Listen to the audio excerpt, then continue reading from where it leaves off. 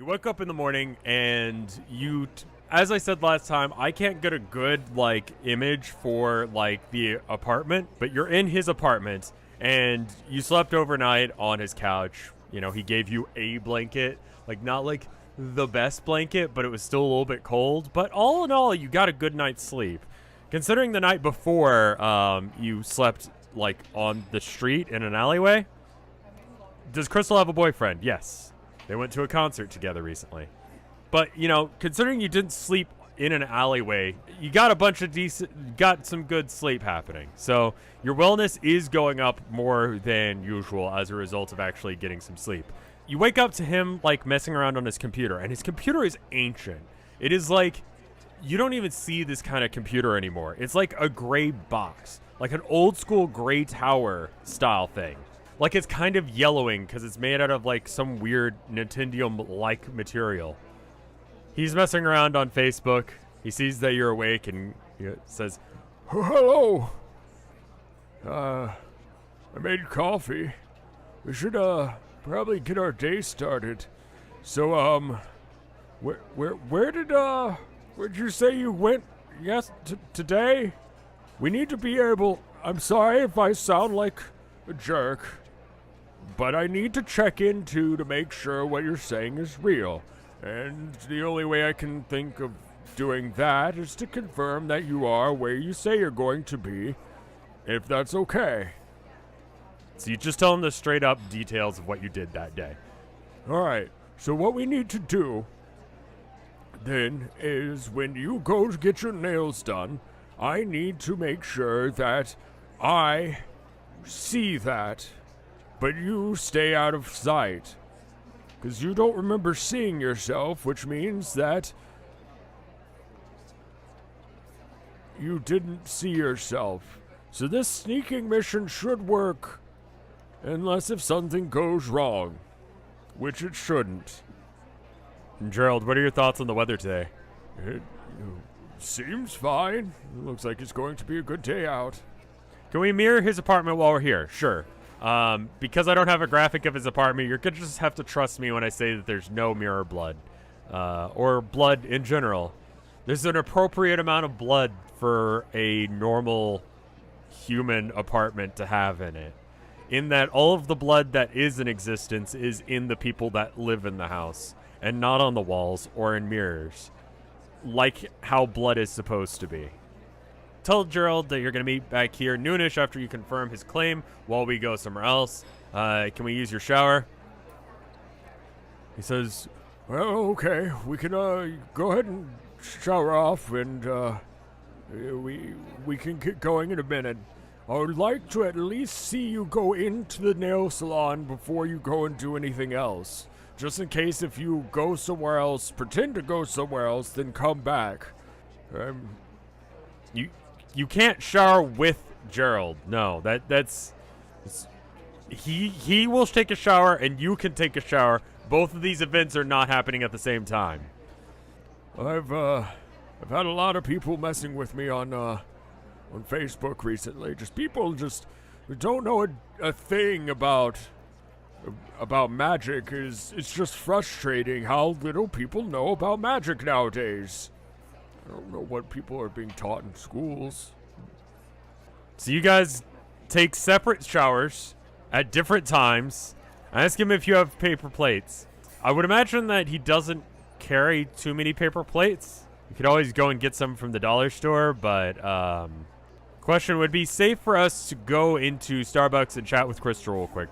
Well, I don't know. I think it would be a problem if you got seen by yourself. I don't really know what would happen. So, I would imagine it's probably fine to meet with people that aren't you, but I would avoid going near you. So if that's the case, I can only assume that because you've met me and nothing bad has happened yet. So it should be fine. As long as you don't see yourself and create some sort of paradox. I mean, I don't know what you would do. If I saw me, I don't know what I would do. I would assume it was an illusion, and I was being pranked. And I might get upset. I don't know. What would you do if you saw yourself? You should probably get Gerald to write down his friends. Ask who's been spreading drama on Facebook. Well, I used to be friends with some people, and there's just a right way to do things, and it's just annoying that people don't know how to do things right. Did our wellness go up? Sure. I'll bump your wellness up to like 23. Listen, Magic, you may not know this because you told me before that you don't know how to do magic, so I'll tell you now. Magic is incredibly volatile. Magic is very, exact. And it tries very, very hard to do exactly what happens. Do exactly what you would want. And so most of the time, people don't actually cast spells or have discussions. I majored in theoretical magic. So doing actual magic is really not a good idea. Now, I was having this discussion with a few other people, and we got in a fight, we got an argument. He said that he wanted to do Fireball, and I said I'd do Counterspell, and he said he'd just do it bigger, and Fireballs are just dangerous. Things are flammable. It's not safe to just go around casting Fireball, and he's threatening to cast Fireball in order to solve the thing. That's Gerald, who's been spreading drama. Kevin and his friends, they used to be my friends. Not anymore. They're all siding with him, like we should actually do magic. You tell him that if you were in a situation where you saw yourself, that you'd seduce yourself. He says, okay. All right.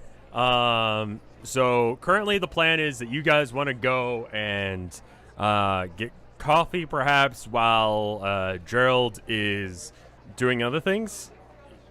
Gerald said something about wanting to use Fireball to solve a thing. Ask him what that thing was. Well, again, we have debates about theoretical magic. It's not good to actually cast real magic except for in dire circumstances. And because it's not safe, it would be better to just, talk it out. It's just safer that way. And he wants to actually go and do that. I don't know if he's joking. I don't know if he's serious. I sure hope he's not. We can't have an actual wizard duel. People could get hurt.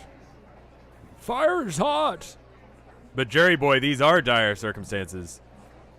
Well, maybe the situation you're dealing with is, but casting fireballs at friends is just not a thing civilized people do. Can we get a Gerald rep? Yes, totally. And I was just thinking we probably ought to do that. I'm gonna say it's like somewhere in the 40. It's not that he hates you. He's just hesitant to believe what you're saying. I would expect a huge spike as soon as he can confirm that what you're saying is true. So it says, ask him to clarify if he means Kevin the librarian or someone else. He says, yeah, he works at the library. Do you know him? Break the fourth wall and say, hey, Rev, thanks for the content in these trying times. Thank you.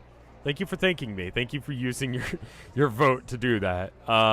Wherever you go, make sure you keep your head down so you're hard to recognize. Ask him to teach you some theory behind level 1 Paladin or Warlock spells, then go see Kevin.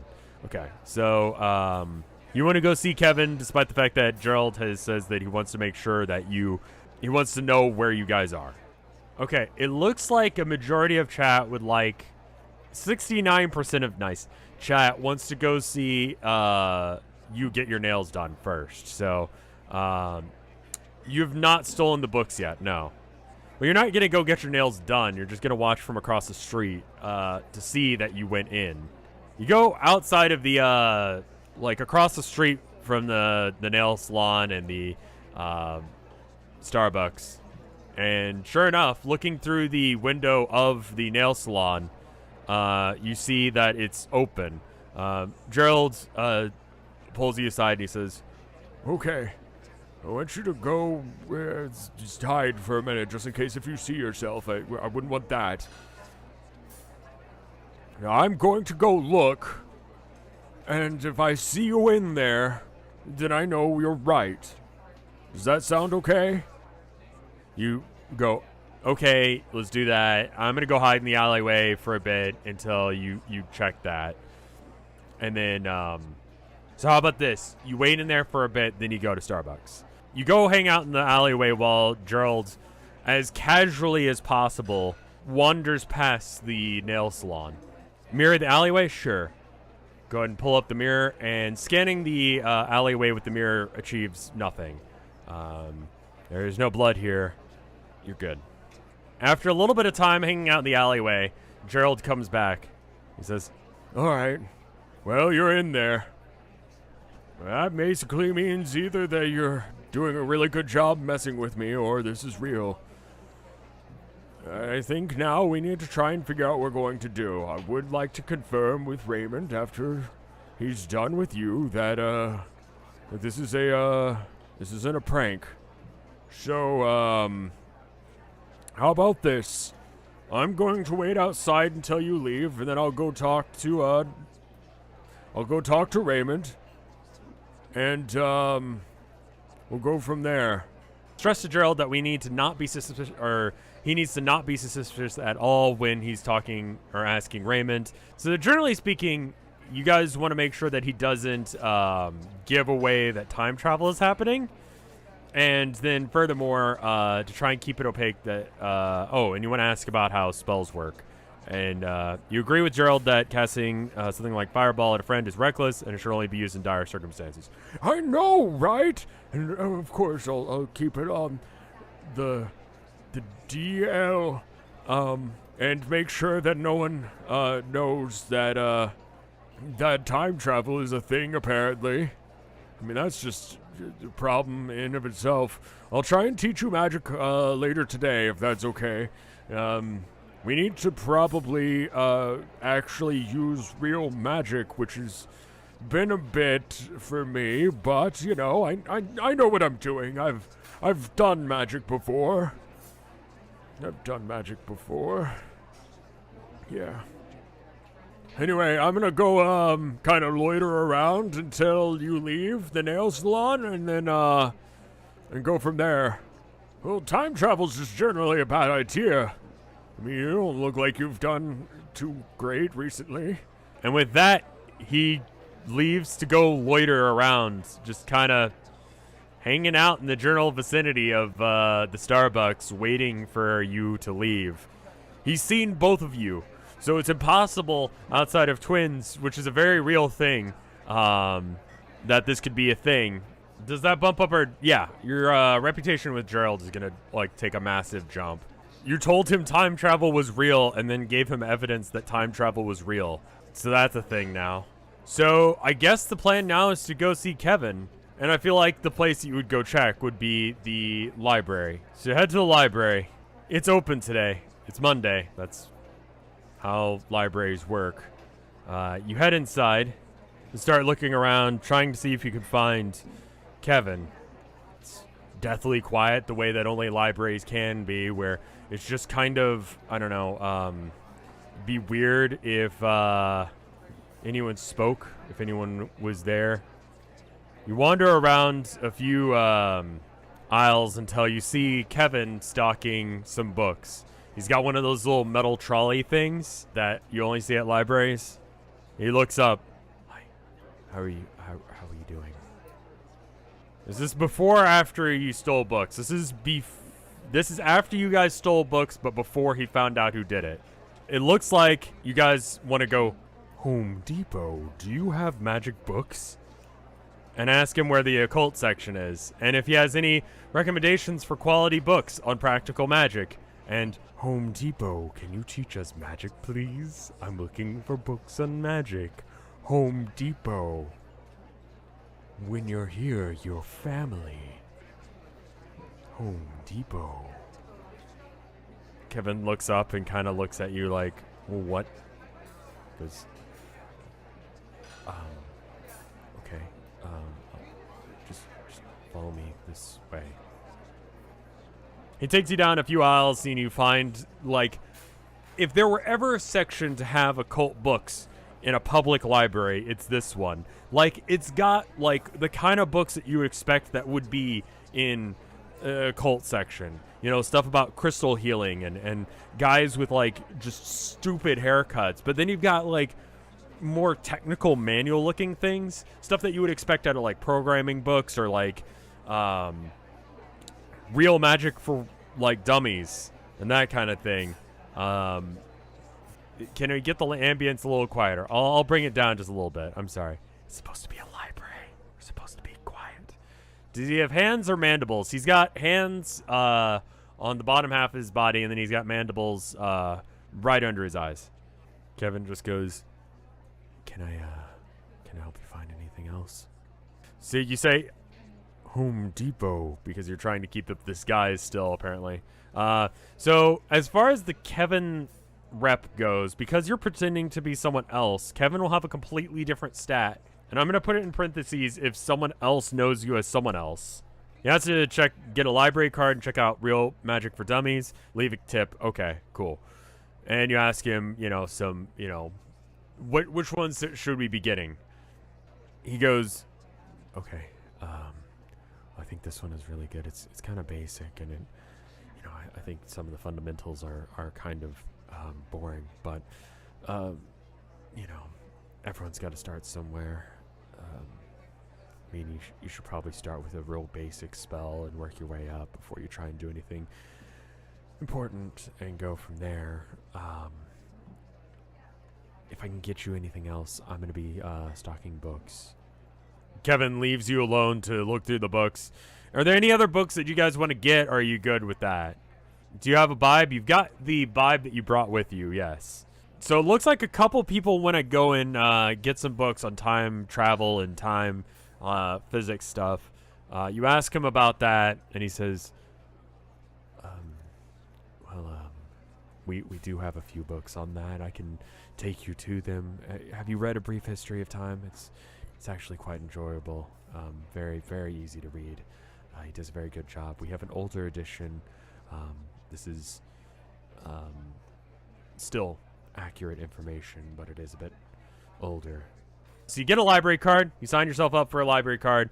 You get your book on Brief History of Time, some time travel stuff. You get a book on how magic works, and you tell Kevin to have a nice day and ask for some printer paper to make some notebooks to make a notebook to copy your spells into. Okay, cool. You spend a little bit of time to work on making copies of pages that you feel like are relevant from the magic book, and you ask Kevin if there's anyone else who works at the library. He says, no, it's just me. I'm the only one who works here. If you need something, let me know.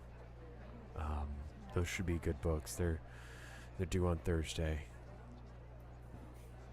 I expect them back on Thursday. There's been some...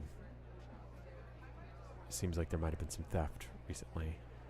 It makes me a little fucking upset. But that's okay! That's fine. Anyway, with that, you go ahead and leave and head towards the last known location for where you saw Gerald.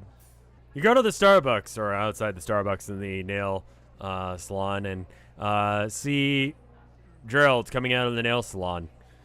He waves you down, and you see him, and he sees you.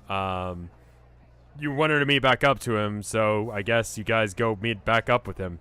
His nails have been done fairly nicely. They're all black. It's not exactly the most daring choice, but it's more than you probably expected. Gerald walks over and says, well, I talked to him, and I asked him who that person you was just talking to was, and he said it was you. I mean, I didn't tell him that I knew that you were you and all that. We didn't get into that. But did you get some books? I had to play it real cool, make sure that he didn't know that I knew what was going on, so I got my nails done. He asked me why I was getting my nails done in the first place, because I don't normally get my nails done. But I said I was trying something out that was new, so I thought I would. Dab is a free action? Sure, you dab as a free action when you see him. Kind of looks at you, and he, like, there's definitely a glint in his face, like he should be doing something too, but he doesn't really know how to respond to that, so he just kind of gives you a thumbs up. Can every time we dab have our reputation go down by 1? Chat is in agreements, agreements. It goes down. All right, cool. So I'll go ahead and nerf your, go ahead and bring your Gerald rep down to 69. Nice. Because you dabbed and he thought it was weird. So you tell him that his nails look hardcore. He says, "Thanks. That's what I was going for." He says with all the confidence of someone who wasn't going for that, but wants to try and look cool. Yeah, we should probably study a little bit. That sounds like a good idea. It seems like we're actually gonna have to do some magic. We'll have to be very, very careful. You head into the Starbucks. You ask Gerald to move out of the way for a second. He's like, okay. And then you scan around with the mirror. There is indeed blood on the counter, but only in the mirror. Put the mirror away, and Gerald steps back into shot, so that way I don't have to try and, figure this out. A lot of blood or a little? Way more blood than there should be at a Starbucks. Like, it's generally, like, looking around. Like, it's in the general area of the checkout stuff. Crystal has no way of knowing that it's you. She just thinks you're a weird Home Depot employee at this point. You kept your head down because that was something you guys voted on earlier, and I'm going to assume that that's going to still be a thing. So you order yourself, you ask Gerald what he wants. He goes, "Well, if you don't mind buying, I'll take a tea. That's fine, and just tea, black is fine with me." So he goes to find a nice spot to sit, and then you've shown him the blood. Let's say you show him the blood. You talk to Crystal. You order I don't know. What do you guys want? Coffee. All right. It's probably closer to like $8 for like coffee and tea. 0.825, 866. And then the results of that poll say you guys want to leave a $4.20 tip on top of that. That ends up with it being $12.86 out of your $420.69, brings you down to $407.83.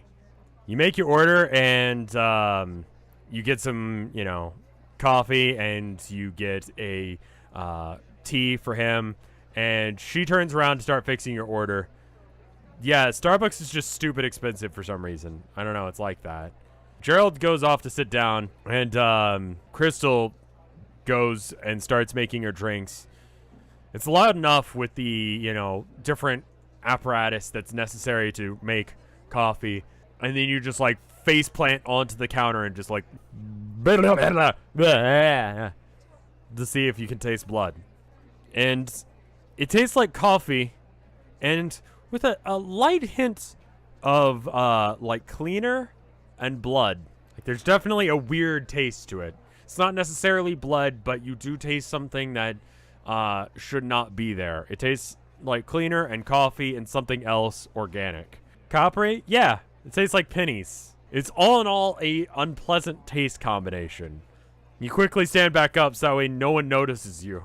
Crystal comes back. There's a wet spot on the counter, but you're just sort of like there. Crystal comes back with your coffee and your tea and gives them to you. You provide your tip. You pay for it. I've tasted blood before. I know what blood tastes like, and I would assume that No knows what blood tastes like as well. Now, you came here to expressly study. You asked Crystal to fill out the thing. I guess we should do that bit real quick. So you asked Crystal to go ahead and fill out this, like, notebook thing you've got. She's just like, what the hell is this? Like, what even is this? Tell her Home Depot. It's a population survey. I'll pay you $20 to do it. Home Depot census. And then you chug the coffee real hard and start studying. Okay, you explain to her that it's a census project. No. I don't want any of your corporate bullshit. Like, no, I'm not interested. Like, I don't think it's why would you come into my store asking me to do a census? Don't. Just drink your coffee. Even the bribe doesn't work? Home Depot, $20 is $20. It's $20 for basically nothing. It's $20 for your personal information. And you're just some guy who walked in with a beat-up notebook and we're like, fill out this information. Do you have a boyfriend? Yes, no.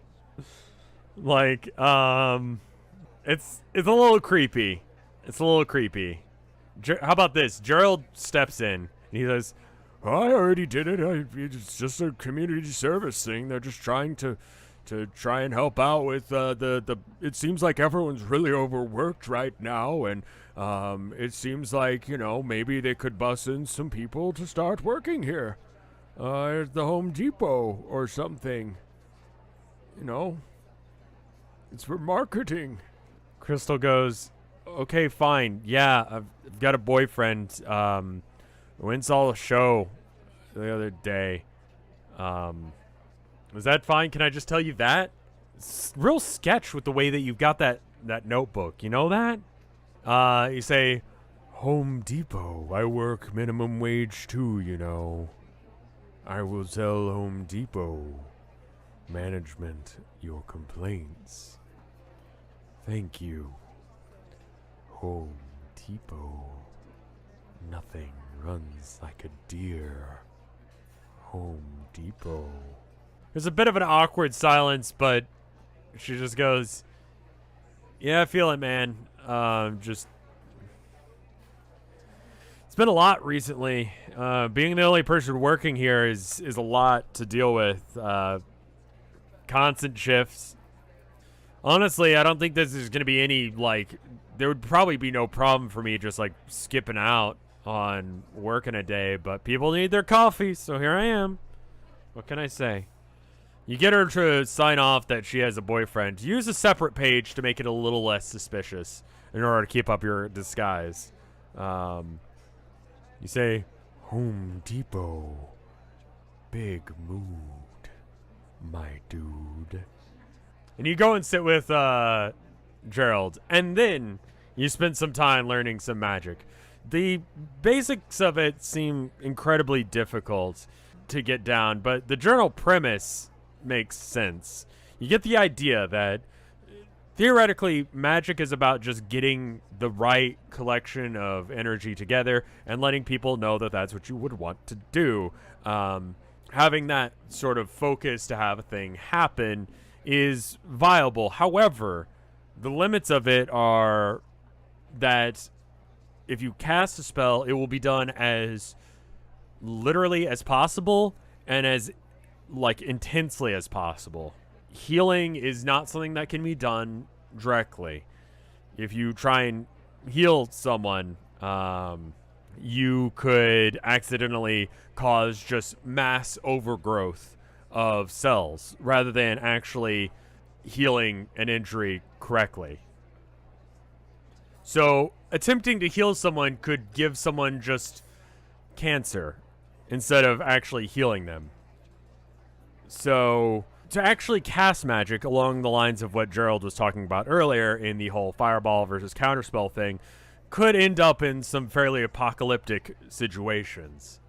This conversation goes on for a few hours until it gets closer to closing. So you ask him what you should do as your first spell. Well, generally speaking, the first spell that anyone bothers to do is something that doesn't cause any sort of serious problems. Changing the temperature of something is usually a bad idea. However, changing maybe the color of a piece of paper is a very easy early thing to do. We should maybe work on that. If you change the one piece of paper's color, it shouldn't cause any large problems for anyone and should be generally fairly safe. How about we start with that? Changing your own hair color could cause problems. Maybe it's supposed to change all of the time. A random one piece of paper that changes colors is fairly, you know, if you do something wrong to it, it's just a piece of paper. It'll be fine. You ask him about if he knows anything about Noah's curse. Well, he hasn't spoken to me about it. He's, you know, kind of private about his personal life. It seems to be something that bugs him still, and he's doing his best to try and live past it. As far as I can tell, there's nothing that I can do for him as far as magic goes, so it's going to have to just be something that he deals with. Would you guys like to try the changing paper color thing? He gives it a go. He shows you how it's done. He changes a piece of paper from one color again. Changes colors a few times before settling to a nice crimson red. Yes. Your brain is definitely hurting at this point. You've done a lot of work. It's a lot to try and think about, like, things like that. Like, studying something as complex as magic is a lot of work. Now be very specific in your ask. You want to make sure that you just change this one piece of paper. The one, again, that you're holding. You want to say that it's the piece of paper you're holding that you're going to be changing. Not any other pieces of paper. Not any other pieces of paper that were related to this paper. But specifically this piece of paper is going to be changing colors. You do your best to try and imagine that the piece of paper will change colors and that it will change to be kind of a magenta. Yeah, magenta. That's like between pink and purple. Sure. You sit there for a bit, and Gerald just sort of sits there in silence, understanding that this is difficult. After a little bit, you think you see it flash for a minute between being a regular white piece of paper and pink, and then back again. Faster than maybe you can really process. Sort of like if the power goes out in your house for half a second. He nods in approval and says, "It's very good. You did good. It's about as good as you can expect with one day's worth of study." I'm going to go ahead and give you guys a magic stat, and attempting to cast spells will increase this. Obviously, again, you know how magic works now. Don't do stupid things with it. We're going to put that at a solid, like, 5. I think 5 is fair. You can and are able to cast more elaborate spells whenever you want. You can kill yourself doing this. Use your mirror on the paper, and it is just a normal piece of paper. It's getting close to closing time for Starbucks, and, alright, so you dab in celebration to having learned a spell. You tell Crystal to write a piece of paper that has information about her boyfriend and keep that note in her pocket. You tell her to do that. She goes, "You got it," in a way that someone who absolutely isn't going to be doing that says. You continue to try and change a piece of paper different colors, and you gain a little bit of expertise in doing so. Not a lot, but a little bit. We're going to put you up to 7. You're learning a lot in a very short amount of time, and it's definitely starting to give you a headache. The idea of being able to bend reality to your will is kind of making you tired. But, baby's first magic class. You ask Gerald how long it would take to learn combat magic. He says, "Well, I understand why you'd want to learn that, but I think we need to learn a few more things about whatever this thing is that's causing this. It's much too... we don't know enough. Like, as far as we can figure, you can change people's memories. Like, I don't remember having any reason to be here yesterday, but I do remember this conversation with you. Depending on how the combat works, depending on what we're attempting to do, could be a good idea or a bad idea. We don't know this creature. We don't know what's causing this specifically. Do you have any leads that you could possibly give me? What we do know is that this creature can delete memories, and what the possible way of dealing with these inconsistencies are, I don't know. I don't know how we fight that. I'll be honest with you. Crystal is definitely doing that, like, cleaning a little bit too loudly thing. That I don't know if you guys have ever worked, like, the last shift of a night, but it's a fucking thing. Like, just being like, oh, sorry, I just need to vacuum real quick because we're closing in 10 minutes. And then see if anyone actually, like, gets the hint. Or if they're like, oh, that's cool, I'm just going to shop for a bit. Like they fucking do. Fucking saluting to anyone who works customer service. You are a fucking saint. Anyway, she's not doing that right now, but, you know, she's definitely cleaning a little bit loudly. Just be like, haha, haha, I'm cleaning. You know what I mean? So if I understand it right, does magic work a little bit like programming? Yeah, kinda. Yeah, that's a good explanation. It kind of works like programming, that it does literally what you want it to, and that's sometimes not actually what you wanted it to do. It's sort of like the extension of the monkey paw theory. When you it's like genie magic. When you ask for something, you do something completely different. Like you ask to be the, you know, most powerful man in the world, and then the genie goes, granted, and everyone else is dead. It works like that. Hyper specificity is the key, yes. And implications of how that would work. Magic wants to try and work within, and I'm explaining this as if you had read the basics of this, which you spent some time doing today. You spent a few hours hanging out with Gerald, learning stuff. It will be done within the limits of physics as they're known. Magic works because you bend physics to do what it's supposed to, but it tries to do it as it's supposed to.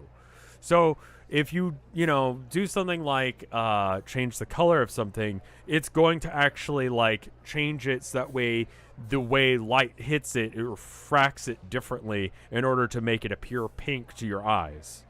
So if you try and change something about, you know, the world, it's going to change it at a level that makes sense. And it could be a problem by doing so. Again, I cannot stress enough, doing something, you should think about how that could possibly come about. Anyway, you tell him, whatever this thing is, it's in the sewers. I'm pretty sure it got my cat that I had yesterday. I'm very sorry to hear about that. You tell Gerald all about the blood in the Home Depot and that there might be some hint there. Well, maybe we should try going tomorrow? Do you think we could go without it being an issue? You tell him don't go into the sewers. It's definitely going to be in there. It's a problem. It looks vaguely like a bird, but apparently it lives in the sewers. It stared into my eyes before every thing turned black. No, don't. Don't go to Home Depot. Okay. All right. Well, let's do our best to try and figure out things that we know about it. What we know is that any sort of memory or understanding of a person, of a cat, is gone as soon as it gets to it.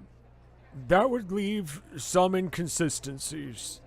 For example, when you were here on Saturday, working because Crystal forced you to, did you notice anything weird? Like, did anything happen? Because I don't remember why I was here. I remember telling you about what was going on with Kevin, but I don't... Money appeared in the tip jar and dishes. Wasn't he with the group? You don't remember anything about that. All right. Well, I came here probably to meet with someone that I don't remember. Didn't we write that down? No, you didn't have the journal by the point that you would have been able to write down that Gerald's friends existed. So let me get this straight. While I was here, my friends went missing,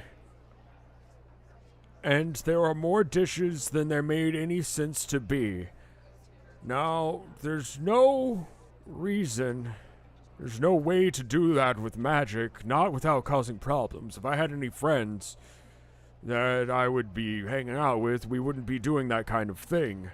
Well, you told him about the dishes and the money. That's a place to start. Trying to understand who it's attacked and when. We can pinpoint one, at least while I was here, or at least sometime that night. So you tell Gerald that you know that Christopher at the motel goes missing at some point. Do you remember what day? Do you remember when? And do you remember seeing him? And can you confirm the time frame in which he does go missing? If we can limit this down, if we can figure out when it goes missing, then perhaps we can somehow try and figure out a way to notice exactly when something happens. We realized he disappeared Thursday evening. You saw him in the morning, and it was at night. I think it was Thursday. I'd have to reconsult the VOD, but I'm pretty sure it was Thursday. But you did see Christopher in the morning, and you paid your rent that day. Okay, so I think that was Thursday. I'm going to just go with Thursday. If that's wrong, whatever the correct answer is, just, replace it with that. So you tell Christopher about, or you tell him about that. Do you have people on your friends list that you don't recognize? No, I tried looking through that this morning. It's entirely possible that that was also a thing that I was unable to look at directly. The mirror thing you showed me a minute ago seems to make me believe that I probably did see it and just didn't remember seeing it. You ask him to recount his exact steps after leaving Starbucks on Saturday. As far as I remember, I just complained to you and talked to you about Kevin the way he is, and then went home. Go home because Crystal's waiting for us to leave. You decide to leave the Starbucks because it is getting quiet, or it is getting dark. Crystal locks the door directly behind you as if she was waiting for this moment to take this opportunity. Chorp. Texas summer does sound like this. Texas night sounds like this. Journal check. All the names that you realized you had forgotten this morning are still forgotten. No other names. You remember pretty much everyone aside from Gerald's friends and Oscar, and I'm trying to remember if anyone else. Whoever you forgot last session, you've still forgotten. Hey, head back home. It's been a long day and you're pretty tired, and the thought of doing more studying is not super high up on your... you forgot to get materials for your friendship bracelets. You did. Add a journal entry about magic. Sure. You write down some notes. I would figure you'd probably spend a little bit of time writing down some notes about how magic has worked this whole time.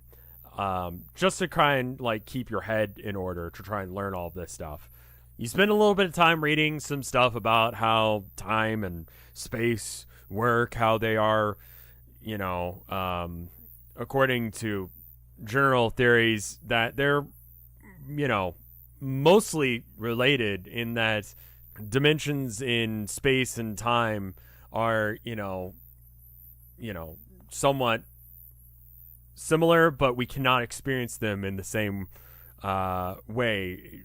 There's an entire section about flatlanders and stuff like that, we experience the world in a three-dimensional plane with a one-dimensional time, and that it is possible to experience time in multiple dimensions, but for us, for the average person, time is a line that goes from one end to another with no possibility of stopping. And up in time is doesn't make sense, but it is, according to physics, theoretically possible. Well, how about we go ahead and call it for now?